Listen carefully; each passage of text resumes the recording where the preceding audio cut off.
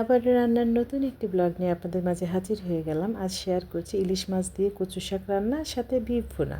আসসালামু আলাইকুম এভরিওয়ান, আমি নাসরিন সুলতানা মিনা, সিরাজগঞ্জের মেয়ে। আমার রান্নাঘরে আপনাদের সবাইকে স্বাগত জানাচ্ছি। রান্নার সাথেই থাকবেন। খুব সহজেই রান্নাটা করেছি, আশা করি ভালো লাগবে। এই রান্নার জন্য আমি বিফটা ধুয়ে নিয়েছি। অল্প পরিমাণে বিফ রান্না করব, 1 কেজি পরিমাণে। আমি কড়াইয়ের মধ্যে তেল দিয়ে কিন্তু গরম মশলা অ্যাড করে দিলাম, তারপরে পেঁয়াজ কাঁচামরিচ দিয়ে ভেজে নিচ্ছি। এদিকে মশলাটা রেডি করে নিয়েছি এই যে। আর আমি কিন্তু বিফটা একটু অন্যভাবে রান্না করব আজকে। বিফটা একটু ভেজে নেব তেলের মধ্যে, পরিমাণে কম, এটা কষিয়ে রান্না করব, কোনো রকম আলু অ্যাড করব না। এভাবে করে সব মশলা অ্যাড করে দিচ্ছি, আদা বাটা, জিরা বাটা, রসুন বাটা, লাল মরিচ বাটা, হলুদ লবণ, ঝাল লবণ স্বাদ মতো। এভাবে করে দিয়ে কষিয়ে নিচ্ছি, উল্টে পাল্টে কষাতে কষাতেই সিদ্ধ হয়ে যাবে। মিডিয়াম আঁচে কষাতে হবে। অল্প অল্প করে গরম পানি দিয়ে কষিয়ে নেব। আমি এভাবে করে 2টা রান্না আপনাদের সঙ্গে শেয়ার করব। আর ওদিকে আমার কচু শাকটা সিদ্ধ হয়ে যাচ্ছে। এই যে কচু শাকটা কিন্তু কোনো পানি অ্যাড করিনি, পানি এমনিতেই বেরিয়ে এসছে। আমার মাংসটাও হয়ে যাচ্ছে। আমি সাধারণত কচু শাকটা বাজার থেকে কিনে খাই না। আমার এক হেল্পিং হ্যান্ড ছিলেন, তার বাড়িতে প্রচুর কচু শাক হয়, ওখান থেকে আমি কিনে নিই। আর এভাবে করে বিফটাও হয়ে যাচ্ছে। 2টো রান্না শেয়ার করছি এভাবে করে। আমি সাধারণত একটু বেশি পরিমাণ বিফ রান্না পছন্দ করি। আজকে 1 কেজি পরিমাণে ছিল, সেটাই রান্না করছি।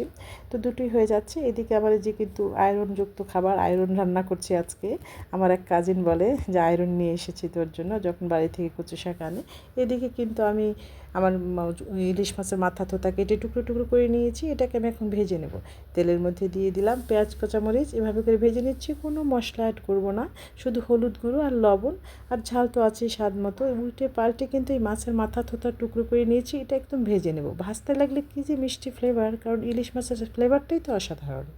এখন শাকটা দিয়ে উল্টে পাল্টে একেবারে আমি সুন্দর করে ভেজে নিচ্ছি।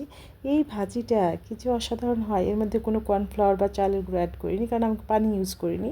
এভাবে করে হয়ে গিয়েছে। এটা গরম ভাতে একেবারে অসাধারণ। আমি সার্ভিং বাটিতে দিয়ে দিচ্ছি। এক রেসিপিতেই খাওয়া হয়ে যাবে, এত বেশি মজা হয়। অন্যদিকে আমার কিন্তু বিফ ভুনাটাও হয়ে যাচ্ছে। এই দেখুন কচু শাকটা কতটা সুন্দর হয়েছে। আমার বিফটা ভুনা করে নিচ্ছি, কষাতে কষাতে এটা সিদ্ধ হয়ে যাবে। হালকা একটু পানি অ্যাড করে দিয়ে কিন্তু ভাজনা বাটা দিয়ে দিলাম। এটা জিরা, তেজপাতা, শুকনো মরিচ, একটু রাঁধুনি সস, একটু চাউল ভেজে এভাবে করে আমি একদম বেটে নিয়েছি। সাথে কিন্তু অন্যদিকে আমি এই যে পেঁয়াজের বেরেস্তা তরকারিতে দিতেই হবে, ফ্লেভারটা অনেক বেশি সুন্দর হয়। আর যে আমার পাউডার মশলা, এটা আমি তৈরি করে নিয়েছি, একেবারে ফ্লেভারে আজম। গরম মশলা, জিরা, তেজপাতা, জয়ত্রী, জয়ফল সব কিছু মিলে এই মশলাটা আমি রেডি করেছি। সবসময় রেডি রাখি, মাংস হওয়ার আগে দিলে অসাধারণ একটা ফ্লেভার হয়। আপনিও দিতে পারেন, ভীষণ মজার হয়। দেখুন কতটা সুন্দর হয়েছে। আমার রান্না কিন্তু প্রায় একদমই রেডি। কচু শাকটাও হয়ে গিয়েছে, এদিকে বিফ ফ্রাইও রেডি হয়ে গিয়েছে। এটা রুটি, পরোটা, গরম ভাত সব কিছুতে ভালো লাগে। আপনিও ট্রাই করতে পারেন। আমার এরকম সহজ সুন্দর খাবার যদি ভালো লাগে তাহলে পেজ ফলো করতে পারেন।